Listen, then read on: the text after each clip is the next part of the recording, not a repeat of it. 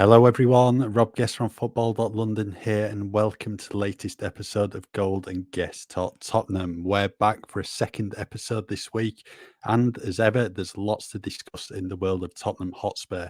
Alasdair joining me as ever. Ali, you all good? Yeah, all good. We're going to try and do more of these kind of second pods in a week whenever we can, because we kind of feel like there's various stuff that happens over the course of the week that by the time we're recording a post-match pod, it kind of feels a little bit dated. And this way, it's just a way for people to maybe catch up on stuff a little bit quicker. Maybe that happens in the week. It's not going to be every week. It's just going to be as kind of much as we can. And certainly in some weeks, there's going to be midweek matches. Not many, but there's going to be the odd midweek match that we can have a little chat about as well. But just on that whole topic, actually, just before we really kick it off, I just want to say thank you to everyone, because Guesty and I know we said this about a month ago when we found out kind of what our download and listening figures were, which absolutely knocked us for six. I'll be honest. Like I said at the time, I think that we expected it was just probably our family listening somewhere, and actually we found out there's like hundreds of thousands of people download and listen to this every month, which is just amazing. Especially like we say, mostly it's once a week. But I went down the rabbit hole this week of yesterday, actually, of finding the charts, the podcast charts, because I always have seen various people that do podcasts, and they put up these charts, and I'm always like, oh, we're not even in there, kind of thing. And then we realize it's because we've got a slightly different category, hasn't it? That's what it is. We're classified as sports news. I don't know whether that's what they decided because of the journalism angle. I don't know exactly the reasoning behind it.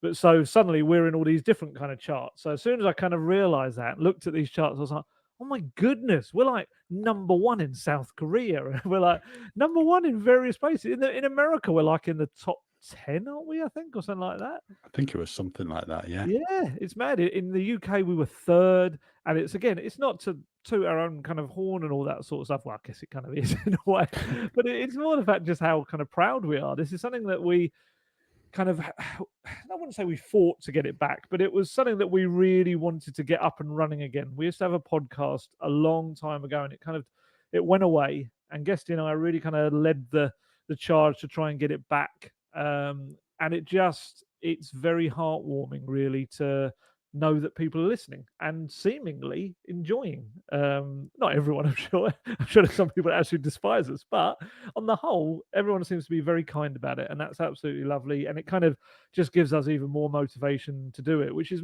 kind of partly why we're trying to do these second ones as well, because people are saying that that's the kind of thing they'd want as well. So we're going to try not to make it overlapping. We're going to try not to talk about the same subjects too much, and that's the one danger, I think, if you do two podcasts in a week. But we're going to try not to do that too much. The odd thing, obviously, we'll have to go over again, but not too much.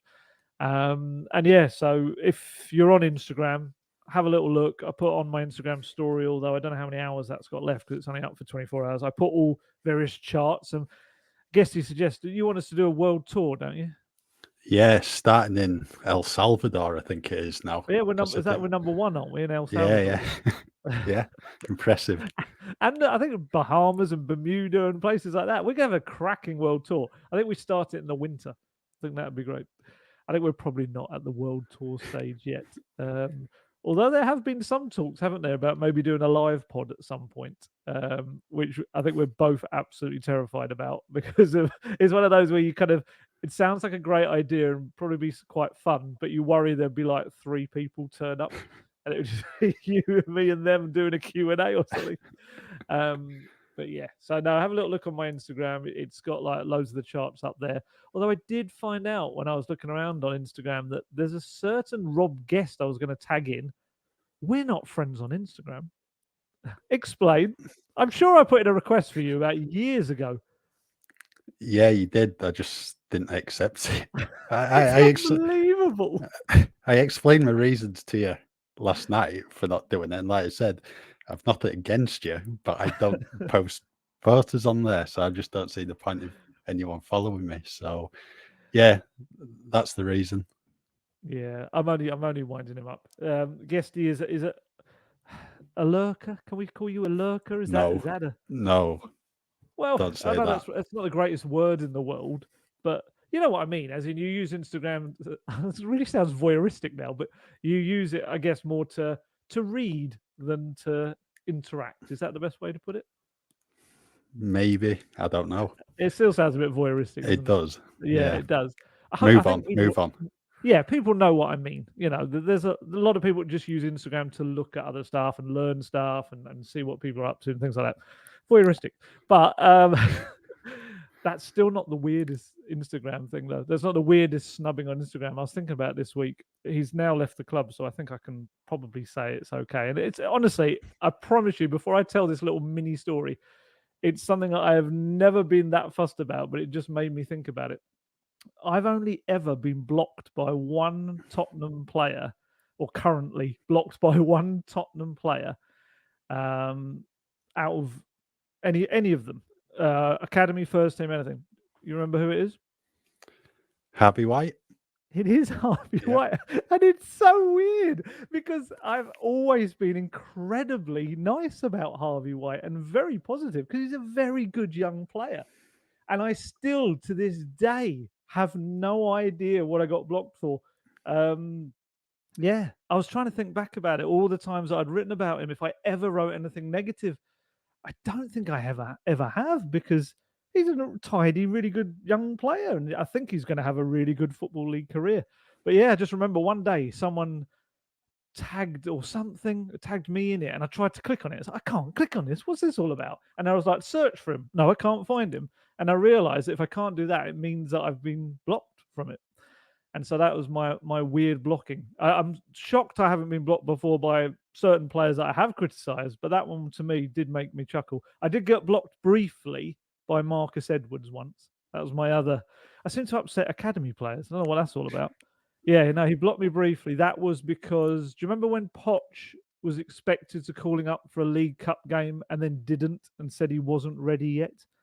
And so I went and watched him that night in an under-21s game at Stevenage, under-23s back then. And I just mentioned in my match report that Poch was kind of right. And you could see, and almost there was a slight element of maybe I used the wrong words, but it almost did feel a bit like he was sulking out there on the pitch and kind of wasn't trying to do too much on his own with the ball, wasn't doing as much. And Marcus Edwards has gone and had a terrific career. I think he's really, really done well for himself. But yeah, I did that match report that night, and literally the next day I was blocked. I can't remember if it was Twitter or Instagram, one of the two. But then he unblocked me a little while later. Whatever happened, I don't know. But yeah, but that Harvey White, it was so surprising. He's such a. I'm trying to think if I've interviewed him before. I don't know if I maybe did on one of the tours, but he always comes across really nice. I don't know. Maybe I just did something that I wasn't aware of, or maybe he had something on his story that he doesn't want journalists seeing. I don't know. Family stuff. I don't. It could be anything. It could be absolutely anything. But that has always made me chuckle because it never really made any sense whatsoever. And it was you realizing that you didn't even allow my friend request all those years ago. It made me remember the whole Harvey White thing. But he's off to Stevenage now. Hopefully, you'll do very well there. I actually thought he'd probably, and this is no disrespect to Stevenage because I covered them for a little while. But I actually thought maybe he'd go to maybe a more established League One club. Stevenage a bit more of a kind of a yo-yo club between League One and League Two over recent years, but I guess it keeps him local. It keeps him at a club that Spurs know very well and got great links with as well. He'll do very well there. I'm sure he will. I would imagine at least he'll be a championship player as he kind of goes on. And who knows, even more. He's still 21, 22? Something like that, yeah. Only a young lad. 22. Good move for him. Yeah. I would say, just on this is absolutely of no real interest to anyone, which is don't know why I'm saying on a podcast, but it's actually quite an interesting thing for young players maybe that do that sort of thing, that block a journalist. That in a way he was quite lucky. It was me because I don't really care. It didn't affect the way I wrote about him. I was very positive about him still afterwards. But in doing that, technically, you could get a wrong journalist, couldn't you? You could get a journalist that really takes offence to that and actually ends up not burying your career. Wouldn't say we have the power to do that, but definitely can influence maybe opinion about someone. You know, they could get it out there. Oh, Harvey White's rubbish or something like that, and then people who don't watch the academy might think that it is a little bit of a an interesting thing to do. I don't know why I've turned this into the Harvey White podcast. That is not what this second podcast in the week is meant to be. Like I say, very nice young man by all accounts. Hopefully going to do very, very well for himself in the Football League. But it just made me think of that when I discovered the painful dagger to the heart that you hadn't ever accepted my friend request. But that's fine. I'm not part of the magnificent seven that you've allowed to follow you. That's fine. I'll deal with it. Yeah, that's fine. I won't be accepting it. So, We're 10 right. minutes into the show and I've spoken about a kid blocking me from an academy. That is shocking. Apologies to everyone. That is not worth you getting a second episode for. Right, we'll move on now. What we're going to talk about today, there's a few things that have happened since Monday's episode, including transfers out of the club, transfers, what could potentially happen with the Saudi Arabia deadline being 10 p.m. tonight, and then deadline in Turkey is next Friday. And what we're finally going to get onto before we've cleared a few things up, it's play ratings for the season so far from Tottenham's first 5 games. But before then, Monday night, we saw the transfer of 2 Tottenham players to Galatasaray. Davinson Sanchez went for 15 million euros. This is a permanent deal. Galatasaray themselves put an official statement out saying it's for 9.5 million euros, but from what we understand, that is 15 million euros. Then Tanguy on the belly got his move to the Turkish club as well, but this one's on loan with an option to buy for 15 million euros, but remains to be seen if he will get a permanent move come the end of the season, because he's had a couple of loan moves in the past 2 seasons now. Lyon and Napoli, they both had options to sign him, didn't take them up, so we'll have to wait and see what happens with Ndombele. But it does give him a chance to play regular first team football, which he wasn't going to get at Tottenham under Ange Postecoglou, and it also will allow him to play in the Champions League. And I think that's one of the things he wanted if he was going to move from Spurs. And Galatasaray have Manchester United in the group, so he'll be coming up against Sergio Reguilon, who's joined them on loan. Bayern Munich, so he'll be reunited with Harry Kane, and then they've also got Copenhagen in there as well. So in terms of Ndombele, for you, the right move for him? Tongi. I feel like we should be playing the time to say goodbye music. Yeah, I mean, we don't want to cross over too much with the last podcast we did. We kind of knew this was starting to get towards its completion, I think, in the last pod. I think it's kind of a sign of where he's at right now. But fair play, like you say, gets to play Champions League football, gets to play against some big teams in a good group, and in an ideal world, I think for all concerned now, he has a great season. And if he has a great season, to be fair to Galatasaray, I think that option of £12.8 million, 15 million euros, it will be a bit of a bargain if he has a good season. That's a big thing. He's got to be consistent. He's got to have a really good season. And I think making an impact in Europe is going to also be a shop window thing for him as well. It may be that he just spends the one season there. But I would imagine if Galatasaray feel that someone is going to come in and buy him from Spurs because he's had a good season, they exercise the option, they sign him. I presume, I'm trying to think with an option. Presumably, he would still have to agree to that, wouldn't he? Yeah. So I don't know. That's far too far in the future. It's Tongi. Anything can happen in the next 12 months. So yeah, fair play to him. He's got to move away. He needs to now impress, and he needs to now change some, I think, perceptions about him, and that he's wasting his career a little bit. It's kind of how it's felt over recent years. And then yeah, if they sign him, then great. If not, we'll be talking about Tongi again next summer. But it's more the Davinson one that I'm still surprised at. Yeah, I think that's a big surprise, because I think everyone probably assumed once the Premier League transfer window closed for business last Friday at 11 p.m, that was it for Davinson. He'd be staying at the club at least until January, but obviously Ange Postecoglou sanctioned both of those transfers, and it does leave Spurs awfully short at centre-back, especially, if one of Christian Romero or Mickey van der Ven come back from this international break carrying a knock. So they are short there, but what it does show, it's a huge show of faith in young Ashley Phillips, who's joined from Blackburn Rovers this summer. And it does also, hand Eric Dyer a Tottenham reprieve, because he's not been in the matchday squad in the first 5 games. And you'd assume now that Davinson Sanchez has departed, that Eric Dyer will jump up the pecking order. But going on the team selection so far, I think Ben Davies and Ashley Phillips are still going to be ahead of him. And for Sanchez, it does give him the opportunity to go play week in, week out, which he's not had over the past couple of seasons. And is at the age where he needs to be playing week in, week out. And Champions League football on offer for him there at Galatasaray as well. So hopefully the move for him is a big success. But it's just, in terms of Tottenham, they are really, really short at the back. Just fingers crossed there's no suspensions or injuries in that position between now and January. Absolutely. Because, I mean, Postecoglou sanctioned both departures. I can only imagine that he's looking at it with January in mind. Yeah. I think that's it. That he's just thought, you know what? I mean, we've seen different fees for Sanchez. Galatasaray are putting out there that, what are they saying? It was 9.5 million euros. 9.5. Spurs coming out, or certainly coming out within Spurs, it's 15 million euros, which is 12.8, same as the Tongi option. So someone there's not quite telling the entire truth. I think the best way you'll find out is in the financial statements at the end of the year. That'll give you a better idea of it.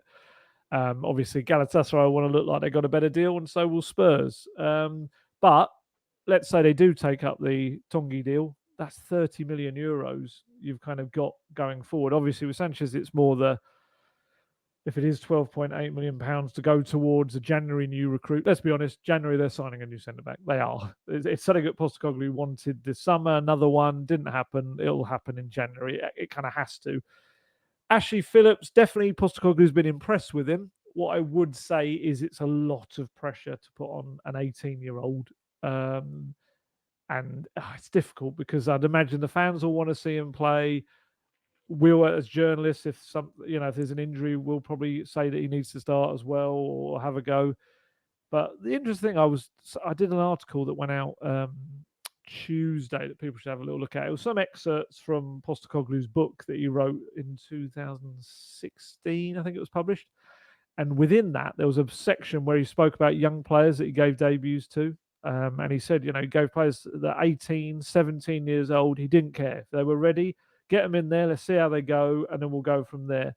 And I wonder whether he does do that with Phillips. I know he's only had 8 championship games, but sometimes it happens. Sometimes they step up. And there's also young Alfie Dorrington as well. Alfie Dorrington's coming up very quickly through the ranks. Very talented, highly regarded player in the academy.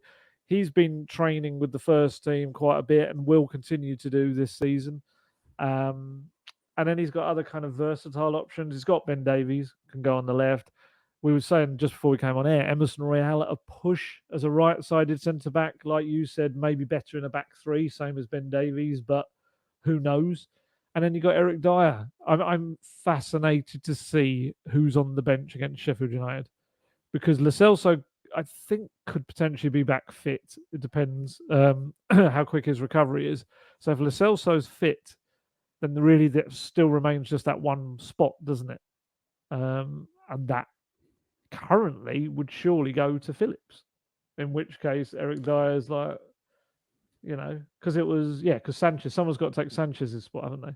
Yeah, well, surely Phillips takes Sanchez's spot, and then Gio's place is, the question mark. If he's fit, he'll take it. If not, then is it Eric Dyer's? Is he another player? Yes. Oh, I've lost my count of numbers now. So it was only Phillips. So Phillips replaced Lo Celso. Yeah, Sanchez was on the bench at Burnley. Oh, wait a minute. Yeah. So no, I'm right originally, aren't I? So if Lo Celso comes back, Lo Celso kind of retains his old place that wasn't there. Well, he'd take Phillips' place, Sanchez. but then Phillips takes Sanchez, yeah.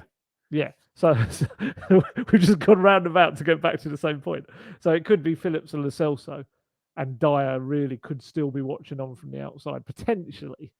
I'm intrigued. I saw there was a story this week about him going to Daniel Levy and asking about his future and all that. I don't know the context of that in terms of would that potentially have just been a meeting about am I supposed to go, am I staying to the end of the season, and within that asking about his future and stuff, because I can't imagine Postecoglou not letting him know quite clearly either way. He doesn't strike me as the kind of person, Postecoglou, that would leave someone there not really knowing about their future. Because we're going to talk about the Højbjerg quotes were quite interesting, um, about how he's very much been kept in the loop by Postecoglou. I mean, do you want to talk about that briefly about Højbjerg and exactly? Yeah, I've got the quotes here, so Yeah. I'll go over them. Obviously, he's been on Denmark international duty. I think he was speaking to the media last night, so he was asked about his role at Tottenham, and then obviously the transfer interest in him, and obviously possibly a move to Saudi Arabia before the deadline. So, starting with what he was saying about Ange Postecoglou and his role at Tottenham, he said, "I followed the path of the coach and the team, and fortunately, there has been a good tone throughout, and as such, there has been no problem from some of the sides. Fortunately, there is a great understanding that the only thing that is important are the tasks that lie ahead for the team and the club." He added, "There has been a good dialogue throughout, and there has been great respect for both parties. In the end, the most important thing, and I have made this very clear to the coach and the club, is that I have to show my best side and deserve what I get from playing time. Right now, I am not among the starting 11. It is what it is. I try to show my best side if the coach points to me." And then he was asked about transfer interest. Obviously, Fulham, Manchester United, Atletico linked with him. Also, whispers of a move to Saudi Arabia. And it's fair to say his response was pretty firm. It was, "I'm really looking forward to the match tomorrow where we will play against San Marino." So, Only the facts from yeah, Pierre. he didn't want to speak about that. But with the Saudi Arabian window up until 10 p.m. tonight, I mean, that was something you said to me this morning. Would the sanction a move? I mean, we didn't think they would with Davinson Sanchez, but they did. No. So, I mean, for you then, a bid comes in for him. Do you let him go? Well, it's slightly different to Sanchez. With Sanchez's case, I kind of, although I think that it's going to leave them short, it's Tottenham, so I can see there being injuries at some point, and we're all going to say, "Oh, why didn't you keep hold of Davinson Sanchez?" But from a financial aspect, I kind of got it. For a guy with 9 months left to get £12.8 million is pretty good. With Højbjerg, with 2 years left on his deal, it would have to be a really good bid, you'd think. I don't know what, 40 million, something like that, 35, 40 million. And then, can you cover him? A lot of it is on Bentancur being ready to go in November. November's roughly when they're expecting him back, as Postecoglou said.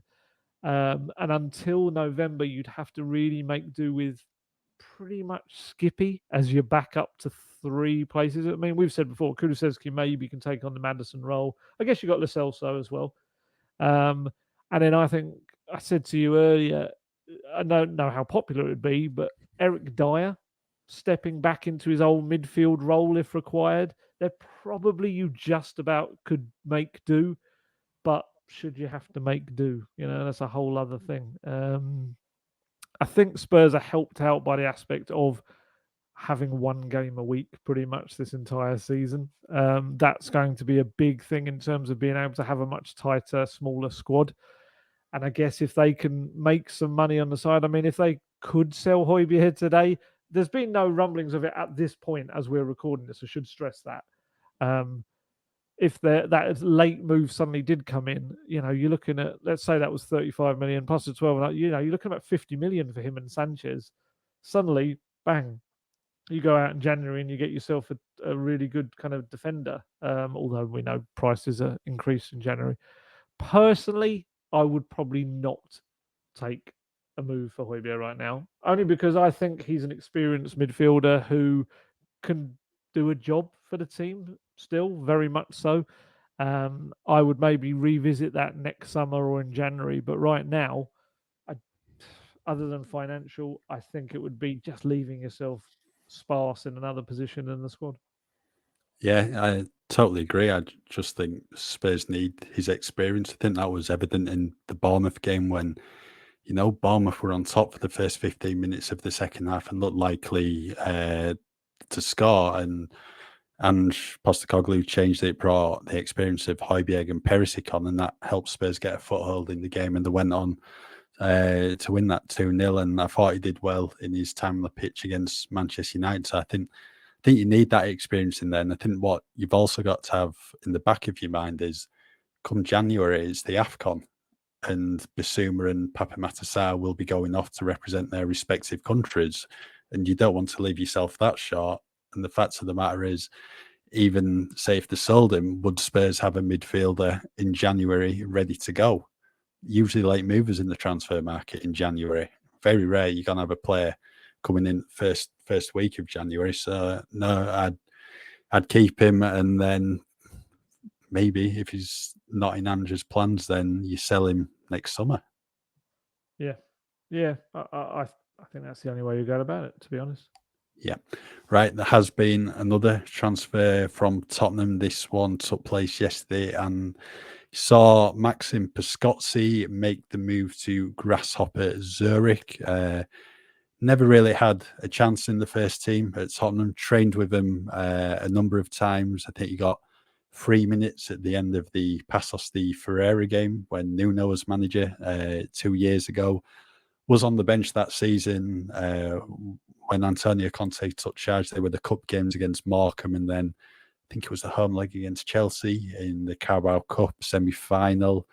But it's just not worked out for him. And I think when you get to the age of 21, and if you've not had a sight of the first team, then I think you probably realise you've got to go elsewhere for your football. And good move for him. Signed a 3-year contract, and he did send, I'd probably say, a pretty good message on Instagram, thanking everyone at the club, saying he'd made, friends for life, and the fact as well that him and his family will never forget what people in the club have done for him. So I'm sure everyone at the club will wish him well. Yeah. Actually, just because in case we forget mentioning at any point, Davinson Sanchez also left a nice little note as well for everyone. A place he'll always call, have in his heart, the place he called home as well. With Maxim, yeah, it's exactly like you said. He's come close, but never quite been able to kind of break that barrier to get into the first team. He's had injury issues, had a couple like a medical thing as well, which all of that thankfully is all behind him, and I think he will be a very good player. I think he will. He's was kind of thrust, wasn't he, in the Estonian national team, really young, haven't not even played a minute at that point, I don't think, for Spurs first team wise. And it was a real sink or swim moment, and he swam very well, and he's very versatile, and I think he'll do very well there. I wouldn't be shocked if we don't see him come back into like a major European league at some point. And yeah, he's still very young as well. Whole career laid out ahead of him, and I'm sure he'll do very well. Yep, right. Couple of other bits before we get on to our play ratings. I think everyone's wondering when Scott Munn, the chief football officer, is going to officially start his job. It was the start of April when his moves to the club was announced, and everyone's still waiting. You've done an article on him today, Ali, so you've got all the information. It's finally coming in an end. The wait for Scott Munn is finally going to end this month. Later this month, he will officially commence his role. Yeah, it's unbelievable that it was announced as being July the 1st, and here we are, September the 7th. Still hasn't officially started yet. He's been at matches as a guest of the club, and I'm sure, how do I put this? Will have been doing kind of advisory things in the background and being consulted on things that will affect him going forward is probably the best way to put it as part of this handover period. But yeah, it's just there were delays. The Citigroup end, a very protracted move it ended up being, rather than the normal quick process. That just seems to be the Tottenham way. But finally, Scott Munn will become officially the club's chief football officer, and I would imagine that will be very quickly followed by a new director of football as well, who he will confirm to work between him and Postecoglou. It seems to be as a relationship between him and Postecoglou. Obviously, will have known of each other over the years. The Citigroup it kind of worked. How do I put this in the best possible way? Yeah, I think that's the best way to say it. They knew of each other. I don't think they ever directly worked with each other at any point, did they? I think it's just one of those where they worked within the Australian game together and would have known each other very well. And certainly with my own eyes, I have seen them chatting a couple of times after matches. So, yeah, that just now has the one person in the middle. And Postecoglou said the other week that, yes, there needs to be a director of football in place. That needs to be the thing, because I think he's had to drive a lot of the recruitment this summer. And you would think that they will choose someone who will have similar philosophy and ideas to Postecoglou to gel nicely with him, and also someone that Scott Munn will be able to work with. And I'm sure when I say about making decisions that he will have been kept notified of because it affects him. I'm sure that's one of those such things which probably won't be too long after he arrives. I don't even know whether they could announce it before he arrives, but technically he's okayed it before he starts. We'll find out. We'll find out, but it's something that needs to happen. And as I'm sure Spurs fans would say, it's great that it's all happening after the transfer window is ended.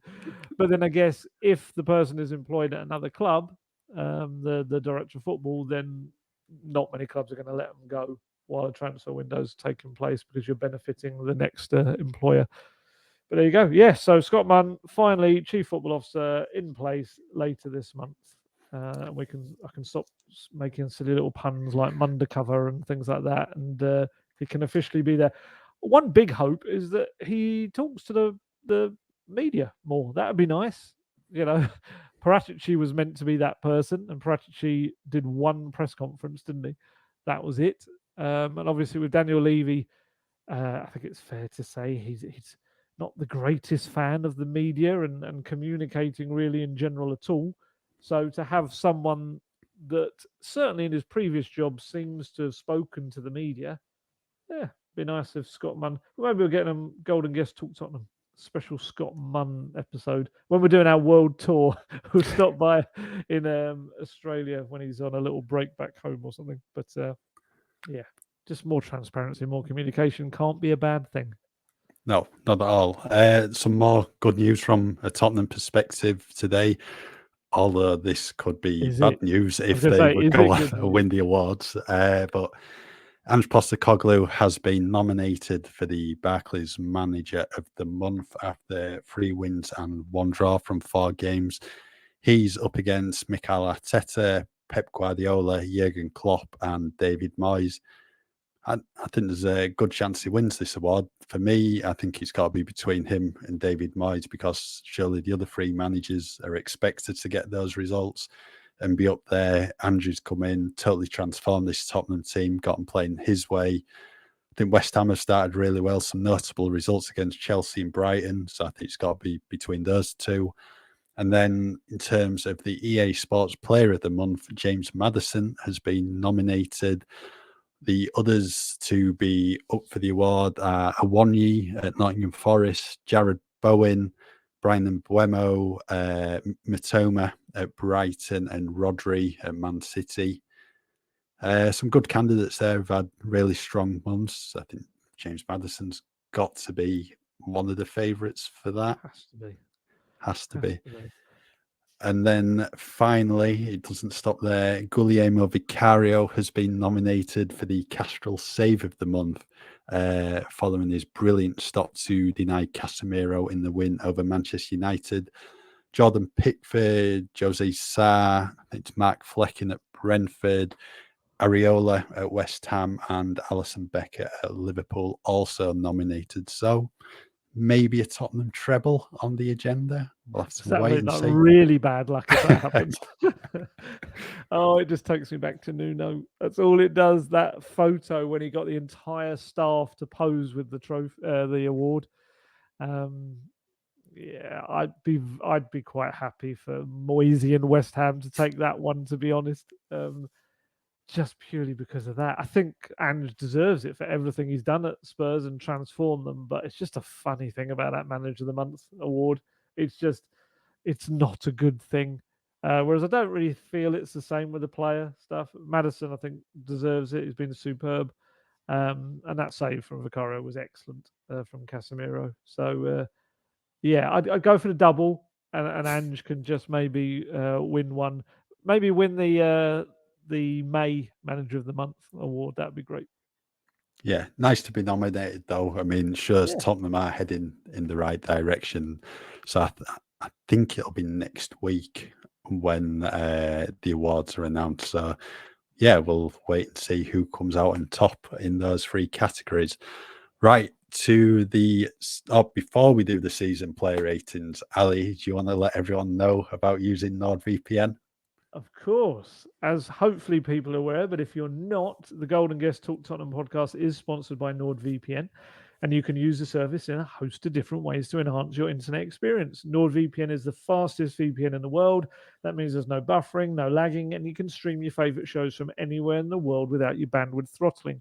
It's something I have used many times before they came on board as sponsors of the show. I was using it in Italy only last month. I was trying to mix my months up. Yeah, last month I was using it out there to be able to watch things that I normally can watch at home, but for some unknown reason, as soon as you step abroad, your phone locks down and stops you from watching them, even though you've paid for them. Whereas this service just allows you to set your phone thinking it's back in the UK. And it's fantastic for that. It's also fantastic for security. If you're using public Wi-Fi, it locks your phone down, stops people getting into your phone, tablet, laptop, whatever it is, whatever device you're using, and stops people taking all of your personal and important details and financial stuff off of your computer or your device.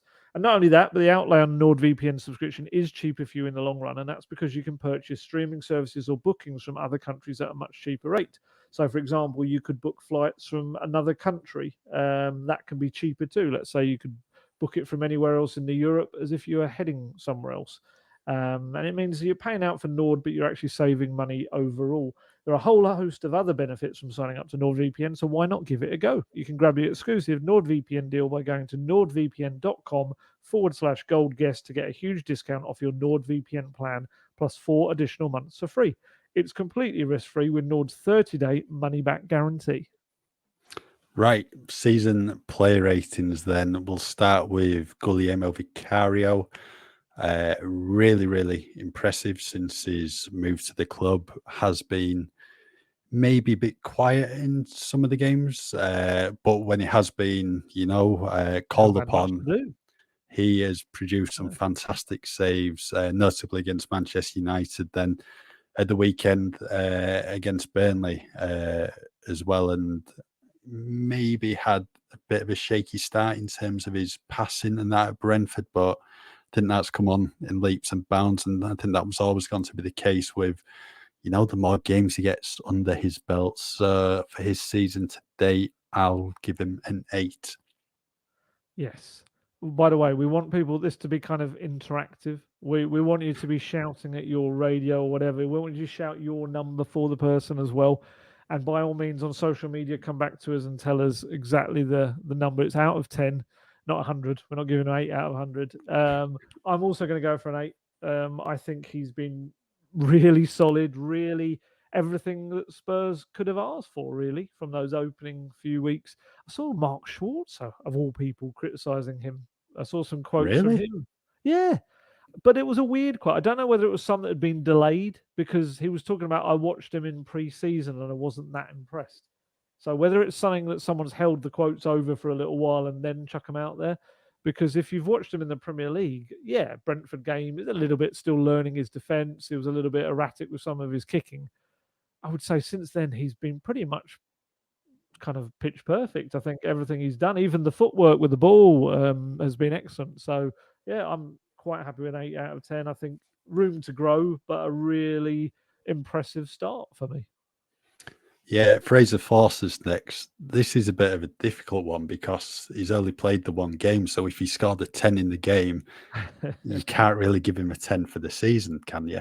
It just looks a bit. Yeah, this is daft. always where season ratings come unstuck, because you can have someone that's played 3 or 4 games at the end of a season but has done really well throughout the way that I always say it whenever I do these season ratings, I always say you judge it on the players' expectations of their performance and our expectation of their performance. You don't use it in kind of comparison with other players. I think that's the only way you can do it.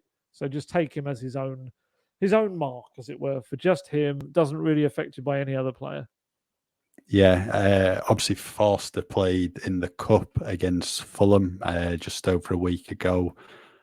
Made some good saves in the game. Didn't get anywhere near any of the penalties, and for such a big lad, you'd probably expect him to get a bit closer. Not the most comfortable on the ball with his feet, but I mean, that's never been his game. At the end of the day, I think since he's been a keeper, his job is, to stop the ball going in the net. It's only in recent years that I've had goalkeepers playing the ball out from the back, so that's certainly not something he's been used to. I think I'd give him a 5 for this season. I will, because I wasn't there for that game, and I only watched kind of little bits and pieces of it. I will bow to your superior knowledge of Forster's performance at Fulham. Like I say, I saw the penalty. Like you said, I saw the penalties, and he was absolutely miles away from every one of them.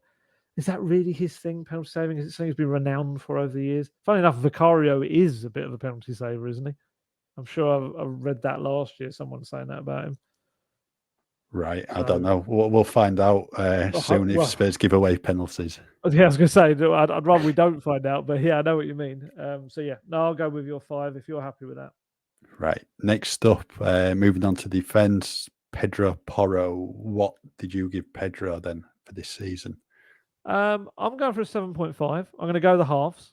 We are doing that, by the way. Sorry, I should have said that from the start to people. I think he's been a little bit in pre-season, was a little bit iffy defensively, but we're judging him on the season, the Premier League actual season itself, and I think he's actually been quite surprisingly good defensively. I think he's had the odd moment where he's maybe got beaten, like who was it got past him recently? Oh, it's gone out of my head. Which game? Not the last one, the one before. No, it was the last game. Sorry, it was the last game. Yeah, he was beaten down the side for the opening goal, wasn't he? Kolyosha, I think it was called. That's it. Yes, he was beaten down the flank for the opening goal, but then responded really well with the ball over the top for Sonny to go through, and then that lovely world-class pass for Sonny's 3rd goal. But I would say actually on the whole defensively, especially against United, I feel that he's done quite well. There's little odd moments where you can see he's still adapting to a new role, but I would, I'll stick with 7.5. I was thinking about bumping him up slightly, but no, I'll stick with 7.5, and that's about right. There's a lot of room for growth for him. Yeah, I was going to give him a 7. I think he's had a good season. Obviously, wasn't in the team on the opening day, but since he's come in, he's been very good. Probably his best performance in the Tottenham shirt against Manchester United. He was steady away against Bournemouth, not at the same level as he was against Manchester United, but I thought he was good at Burnley. Had a role to play in 2 of Son's goals, as you were saying, beating down his side for Burnley's opener. I'd give him a 7 personally. Right, Emerson Royale then for you, Ali. Yeah, it hasn't really had too much to deal with, has he? Obviously, he scored on the opening game against Brentford. Nice finish, but he wasn't particularly good in that game. Defensively, got beaten a few times down his flank. I actually think defensively, he's probably looked shakier than Porro has, which is not the way around we expected it. I didn't see too much of him, obviously, in the Fulham game. How did he do on that one? So you can inform my opinion. To be honest, with Emerson that game, I was struggling to think of stuff to write about him in that game. I don't think he did too bad, but in an attacking sense, didn't really offer much when he went upfield. So I think I might give him a 5 for that game. Okay, well, I'll go 5.5 then. I'll add a little bit extra because of the goal that he scored. 5.5. I think he's got to play really to bump that rating up.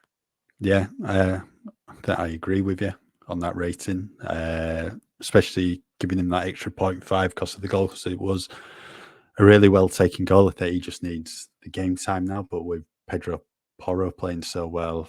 I don't know when he's going to be starting games, unfortunately. Right, next up, Christian Romero, one of Tottenham's 2 new vice captains. He has had an excellent start to the season. Brilliant start. Yeah, 2 goals as well.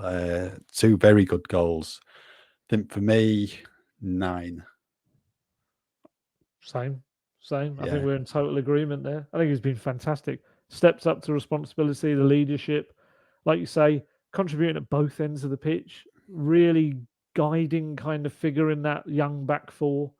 He's 25 years old, but he's the leader of it. Yeah, I think he's had a terrific start to the season, and more of this, please. If this is the Romero we're going to get this season, and as we said, I think in the last pod, hasn't conceded a foul. Who kidnapped Christian Romero and put this imposter in his place? But yeah, no, I think he's superb. And the only reason I'm not giving higher than a 9 was because he only played a few minutes of the Brentford game because of that head injury. I think I'm very excited about what Romero could do. Just please don't get injured on international duty, please. Well, obviously you mentioned that no fouls, and you said that in the last podcast. He did catch Antoine Semenyo outside the box in the Bournemouth game. Referee waved play on. I mean, looking back at that should have been a free kick. Doesn't count. Doesn't count. I know it doesn't count, but I'm just saying it could have. But yeah, hopefully he carries on the way he's going. Right, next to Christian Romero, I think Mickey van der Ven's been absolutely fantastic since he's come into the club. He was handed his debut against Brentford after training for 3 days. Postecoglou, no qualms at all about throwing him in at the deep end, and he's just continued to go from strength to strength. Looks so comfortable on the ball.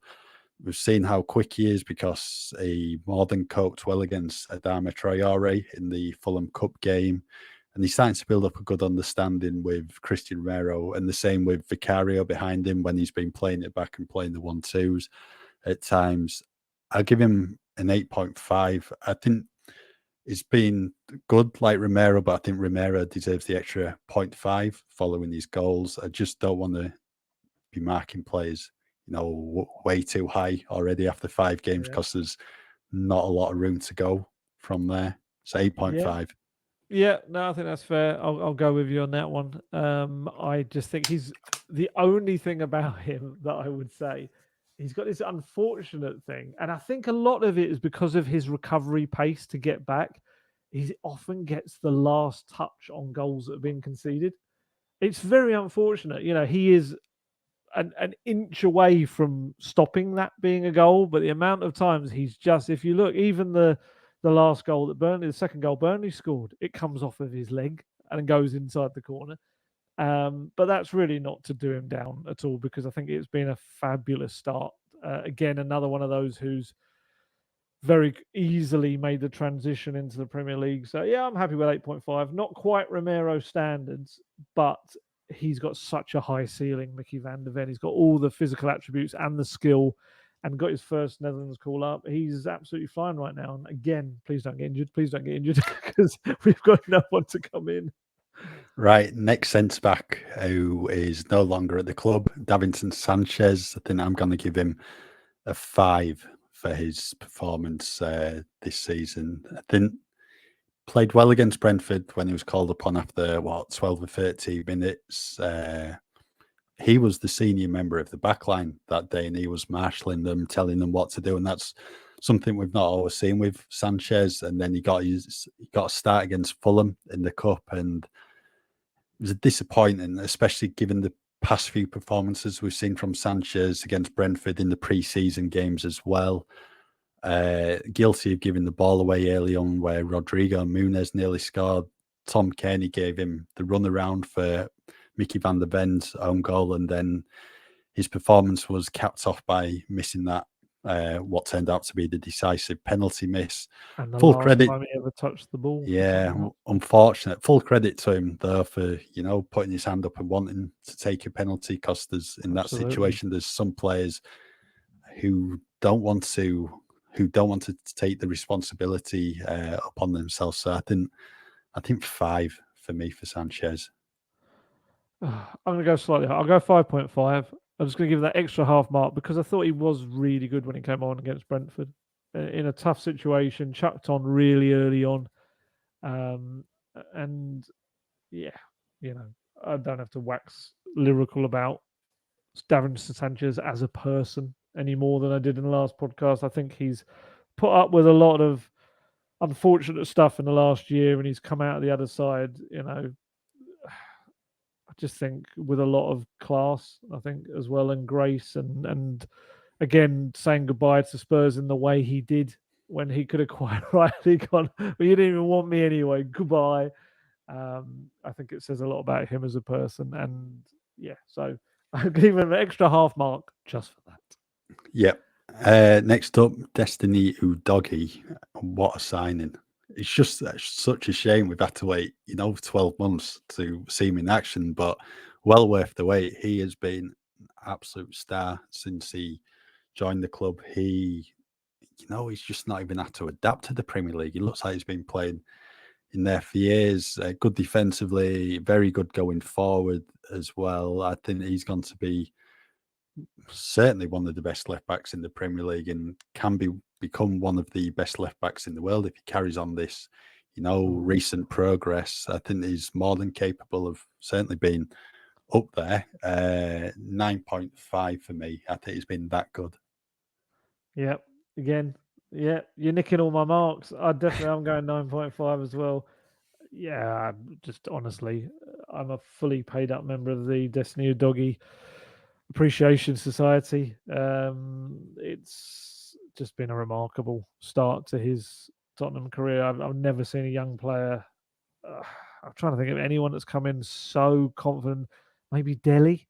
When he came in, he was very much ready-made, but even he was coming from the same country, just stepping up a couple of leagues, whereas Destiny Udoggie's come from such a different league. He's been superb. I would have wanted to give him a 10, but I think as a young player, you've got to give him some room to keep going up from, because like you say, he's got everything about him to be even more special, and I think definitely right now has to be seen as one of the best left back performers in the Premier League so far this season. I know he was obviously called into Italy under 21 squad for this month's fixtures, withdrew because he had a fever. I think over the next few weeks, they've got Spurs 4 or 5 games on the agenda, maybe before the next international break.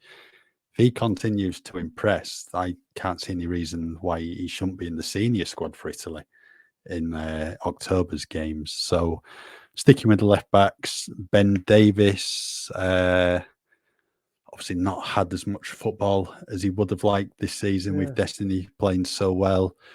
If you ask him, he will say he's got a goal already this season. The official Premier League records probably say no.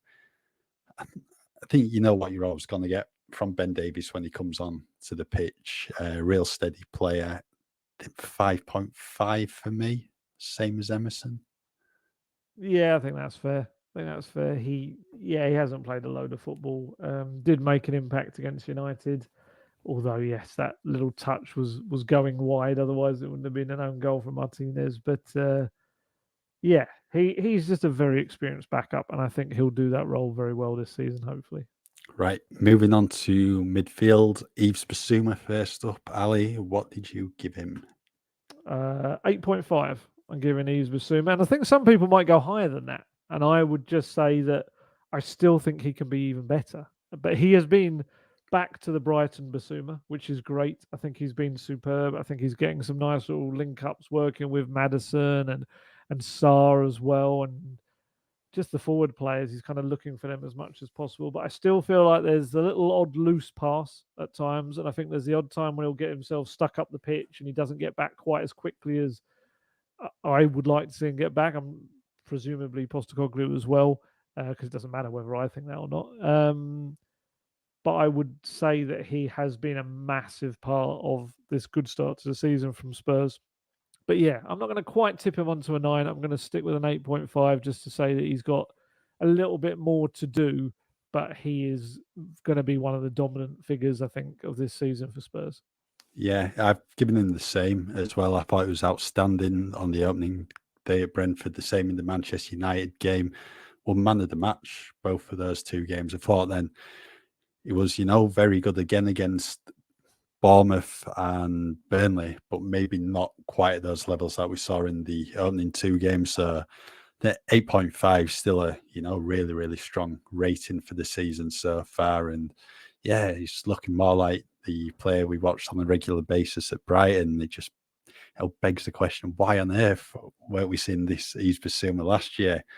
But I think we know why. Well, we know why, but at least Ange is getting the very best out of him now, and it's certainly benefiting Tottenham as a result. Pierre-Emile Højbjerg, Ali? Yeah, it's like we said earlier with him. It's kind of a bit part supporting role, but what he's done quite well. Other than he wasn't too great against Fulham, was he, from what I've heard? No, maybe not his best of games, but I mean, Fulham were on top. That game just overrunning the midfield at times. So, yeah, but I think when he has come on in games, Manchester United and Bournemouth especially, I think he's played his part in the wins. Yeah. I'll go for a 6 then, just kind of middly, not bad particularly, just adjusting to a different role at the moment. And I still feel like if he doesn't suddenly depart today, again, which we've had no indication at this point that that's going to be the case, I still think he'll have a part to play this season, potentially quite a big one if you just get one injury in there at the moment. Yeah, I agree with you. I think I've given him a 6 as well. Such a different role for him this season. So I think it worked out. He'd started 109 of the last 114 Premier League games in the previous 3 seasons, and now he's just had to, make do with minutes here and there. I think played well in the Manchester United game when he came on. Just the experienced head, kept the ball well, kept it moving. Bournemouth, I think they needed him on the pitch at the time because they were being overrun, and Bournemouth did look most likely to score. So, yeah, 6 for me. Next player then, James Maddison. He's going to score very highly. He is, honestly. Again, another one I'd have given a 10, but I just feel like you can't give a 10 after 5 games or so of the season. He's been a revelation. He has become everything that this Spurs team is being built around right now by Postecoglou. And again, I would have been very happy if he didn't go to international duty and just stayed wrapped up in cotton wool at Hotspur Way, although it's very hot to be wrapped up in cotton wool, I'd imagine, right now. Yeah, of course. For him, I'd love him to go and play a big part for England and to kind of maybe break through and be recognised in that way for England that maybe he isn't at this point. But I do think the Spurs move will help him do that. It's weird when you think about it. And there is this theory, isn't there, among some players that playing for certain teams just gives you that little bit more exposure, which shouldn't really be the case. I mean, Leicester won the Premier League, Leicester won the FA Cup, Spurs won one League Cup in 25 years or so. Yet for some reason, when you play at Spurs, Spurs players have a better chance, or not better chance, but just seem to get more England minutes. It could be completely wrong. I could have that the wrong way around. It could just be that he finds this new level of form as well at Spurs, and I hope that is the case. But yeah, brilliant player. 2 goals, 2 assists, Premier League player of the month in my mind, and Spurs' best player as well. If I could, I'd give him a 9.6, but I don't want to break my half-point things because I would have him as the best, just over a doggy. But I'll stick with 9.5 so I don't break the rules. Yeah, I'm giving him 9.5 as well. I think him and Doggy have been the best 2 players for Tottenham this season. He's an absolute superstar. He's had such a huge influence on the football club so far. And yeah, I mean, there's not much else I can really add to what you said. He's such a good signing, absolute bargain. So yeah, 9.5 for me. Next up, Pat Matassa. I'm going to give him an 8. I think he's been very good. I think Bissouma's been better, slightly better. So that's why I've given Bissouma 8.5. But for Sarr to come in, limited opportunities last season, played very well in the AC Milan games, and I think those games towards the start of the year when he was given a run in the team, he's deserved his goal against Manchester United. Tottenham have a very, very good player on the hands who has the potential to become even better under Ange Postecoglou. Definitely. I feel like we're in an exam and you keep looking across at my answers. We're getting either that or we're just actually in tune for the first time in ages. Yeah, I'd give him an 8 as well. I think he's not quite on the Basuma Maddison level, but he has had a very good start to the season. And like you say, not only that goal, but the assist for Maddison was superb. Yeah, I think an 8's fair for him. I think as such a talented young player, he's got so much more. I saw those Paratici quotes doing the rounds again, where he just spoke after they signed him last year about like every club in Europe wanted him and how his name's been on the lips of so many scouts and stuff like that. And I think that's what it's starting to see now. 20 years old, and he's got everything in his locker to be a Premier League star.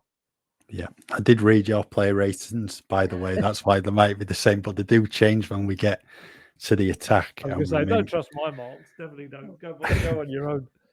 We're not that far away from the attacking players. First up, we've got Oliver Skip and then Giovanni Lo Celso.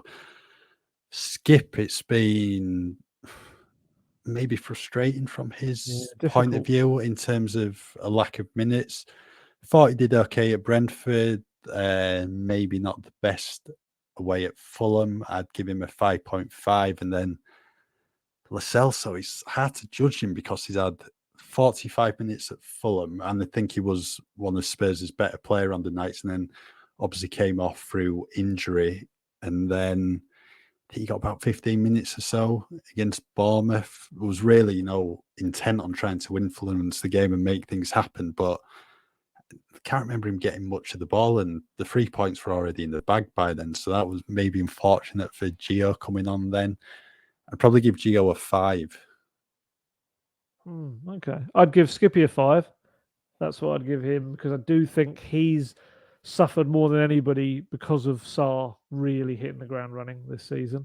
I think it was just a shame. He did so well against Barcelona in that last friendly before the season started. He was like scoring a couple of goals. He was flying, played the first game at Brentford, and then just kind of lost his place and hasn't really got it back. Again, I've seen people going overboard in reactions. He's 22 years old. It's 22. He's going to get better. He's going to develop and understand the Postecoglou way and what he wants from him. He's got a very, very good skill set, Oliver Skip, to adapt to pretty much what any manager wants of him. But I would just go for a 5 right now. I was told, again, I didn't see too much of it. He wasn't particularly great against Fulham either. Didn't have the greatest of nights. But then, like you say, probably because the midfielders overrun a bit. But then I guess that could be their fault as well. Lo Celso, I'm controversially not going to mark him because the bulk of his minutes came against Fulham. So I'll have to just stick with whatever your view is. I only pretty much saw him come on briefly in the Premier League. But yeah, hopefully more to come from him, because they need a good Maddison rotation option for when Maddison needs a rest or is injured. Hopefully won't be, but Lo Celso can come in then. Yep. Moving on to the attack. Then Kulusevski first up. I'm going to give him a 6 for this season so far. He came into the club. He set the bar so high, I think. His first 4 months at the club, was it 5 goals and 8 assists in 18 Premier League games? Yeah. Struggled last season to match their numbers. I think he got the same amount of assists in the Premier League, but he only got 2 goals. I think he's done okay so far. But you just get this feeling you want more from him, and because you know he can offer more. But what I would say is, up until the Burnley game, I don't think the front three clicked into place. I think that was always going to take a bit of time. So I'd give him a 6. Yeah, I'm going to go slightly. I'll go 6.5. Got that goal. Obviously, you can relief on his face said a lot, I think. I would say it's been a bit unfortunate, and there's a few moments where he really should have grabbed an assist, and then the final touch or shot from the player he passed it through to wasn't great. I mean, the one only from the other day, didn't he put Sonny through, didn't he? Yes, he did. Sonny probably should have done better with that. Can't complain too much about a hat-trick hero, but Yeah, I think there's been a couple of occasions when he's supplied that final ball and it hasn't been put away. Yeah, I'll go for 6.5. We know he can do much better, but I would still say he's been a threat, especially in the second half of a lot of games. I feel he's kind of got stronger and stronger as matches have gone on. Yeah, I think the Bournemouth game, once he scored, you saw a different Dane Kulusevski, because before that, he was just on the periphery of the action. And I think, as you've said before, I think you tend to forget how young he is, because he just seems to have been around a few years now, played at some big clubs. So, Son Heung-min, then, our ratings differ slightly, I think. Go on, what's yours? I'm giving Sonny 7.5 Okay. because I think he's had a decent start to the season. I just, like Kulusevski, I wanted him to influence the game more in the early games. I didn't think he was at his best. I think it was the Bournemouth and Manchester United game. Didn't have a shot on goal, shot on target, sorry. But like you were saying with Kulusevski, I don't think the front three had clicked up until that point. Great to see him get the hat-trick, though, at Burnley. That's why I'd give him just a 7.5 so far. I think Burnley very good. The others maybe not so good, but I think he's led well wearing the captain's armband. Yeah, I'd go just one slight notch further. I'm going to go an 8. I think a lot of people will probably go with your view, and I understand it completely. I'm going to knock it up ever so slightly higher just because of the impact he's made as a captain. I don't think that can be underestimated as well. Behind the scenes, everyone's raving about the captain he is and how he stepped up to the role. He's including everyone, getting everyone and kind of really, I guess, all focus in one direction, positive. It's not to say other captains have not done that before, but it's just something that he's really, really doing well. And I think in matches as well, there's been quite a few moments where he showed his experience. Postecoglou's pointed to it a couple of times, that just knowing the right thing to do in the right moments and also talking to the young players. I don't think it's any coincidence that Destiny Doggy down the left-hand side is flourishing in a partnership with Sonny. And I think that's because Sonny's using all of his experience in working with him as well. And also Maddison's playing very well down that left-hand side again in tandem with Sonny. And I think he kind of is almost like the common denominator in a lot of that. So yeah, and the hat-trick was magnificent. So I'm going to go for 8. There's a lot of room for improvement because I think he's that good. And I'm fascinated to see if he plays centrally regularly now, because I think that rating will shoot up if he does. Yeah. Manor Solomon next. He's someone who's had to contend with, minutes off the bench, was given his chance against Fulham. As I said in the previous podcast, the front three were feeding off scraps, really, probably up until I think it was 5 minutes before half time when, they really started to maybe up the pressure slightly on the Fulham goal. So strange for an Ange Postecoglou team not to have had a shot on goal within 40 minutes of a game, but was given his chance at Burnley and he more than took it with 2 assists. I'm going to give Manor 6.5. Yeah, I think the 2 assists were a big thing for him. I think that showed the end product that we've been hoping that he can find. He's definitely a threat. I still wonder whether he ends up being an impact player from the bench as the season goes on, and a very dangerous one at that. But hopefully for him, he'll be more than that. I originally gave him a 6.5. I might. Oh, it's a difficult one. I was about to say I might knock it down to a 6, but then you could argue he's probably contributed more. Has Decky got an assist? No, because you were saying it didn't count the Manchester United one. He put the ball across for Sarr. Did that get a touch? Yeah, I think it got a touch. Yeah. So that one his. Oh, I can't then. I think I'll stick with 6.5 as well for Manor Solomon. By his own expectations, he will have wanted more game time, but what he did with the time, not so much Fulham, but certainly against Burnley, I think, 6.5 is probably fair, actually. Yeah, I'm going to give the same rating for Ivan Perisic. Again, probably a frustrating start to the season for him because he did really, really well in the preseason games, but the starts haven't come his way against Fulham. didn't have a lot to do because Spurs didn't have the ball. Did get an assist for Richarlison's goal, and I don't know if it went down as an assist for Martinez's own goal at Manchester United. But I don't think you can have an assist for an own goal. When he's come on the pitch, he's made an impact. He did that against Bournemouth. I thought it was really good against Bournemouth, so I'm giving him 6.5. Yeah, I can't disagree on that one. I do think he's going to end up being quite an important little kind of bonus weapon for Postecoglou in terms of I don't think we expected him to be here this season, yet he's bought into the Postecoglou way. Postecoglou quite likes him as well. And in terms of the quality of his delivery, I think he's constantly going to be a threat. So, yeah, 6.5, and hopefully that will rise. Yeah, we've got Dane Scarlett next. You didn't give Dane a rating, did you? Based on No, 45 minutes. Yeah. I didn't see enough of him to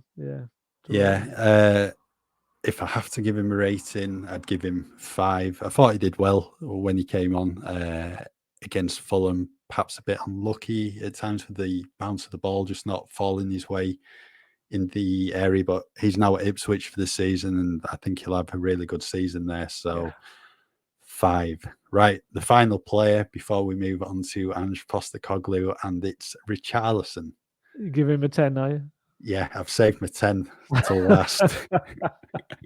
You give it an 11. He's broken the rules. Richie, I'm giving him 5.5. I think it's been a frustrating season for him. I think in some of the games he's played well. He's had a lack of chances on goal. What's fair to say, I think it was one against Brentford, probably one against Bournemouth. Can't remember any against Manchester United. Did score at Fulham. He's worked hard for the team. He's just not falling his way, and I think he's just desperate for a goal. And I think once it comes, then he'll start adding to his Tottenham tally. So 5.5 for me. Yeah, I'm going lower. I'm going 5, and I think he's even lucky to get that. I'll be honest. Really? There's definitely been a little. Wow. Well, I think there's definitely been moments where he's held the ball up well enough, but I'm not really in this camp of if a striker doesn't get much service, then that's not his fault. I'm very much of the idea of a striker has to make their own chances. Then they have to get involved. They have to, if they've got to come deeper briefly, then they've got to do that. Or if they've just got to be a general threat up front in trying to win the ball back themselves, then they've got to do that. There's ways around it. And I think that's what Harry Kane eventually became. I wouldn't say Harry Kane always started off in that kind of mold, but I think he just realised he would have to come deep to get the ball at times. And again, people might argue that's not what Postecoglou wants anyway. But yeah, Richarlison I still hope will come good. I do think he's going to have to watch Sonny for a little while in the central role. Cue Sonny going back to the left against Sheffield United, Richarlison going up top. But he's got to do a lot better than he has been. He's £60 million attacker. The whole idea at Spurs this summer was very much like, okay, well, if Kane does go, we've got Sonny, but we've also signed a £60 million striker or an attacker. So he has to live up to that billing. And I think in terms, if we're judging this on expectations, definitely a 5 for me, and maybe lucky to get that. So hopefully he goes away with Brazil, gets his confidence back, and returns in a bit better form. Yep. Right. Finally, then, Ange Postecoglou. What are you giving him? I'm going to get blocked by Richarlison, aren't I? I've just realised he's going to block me on social media. Ange Postecoglou. I'm slightly tainted. I'm slightly.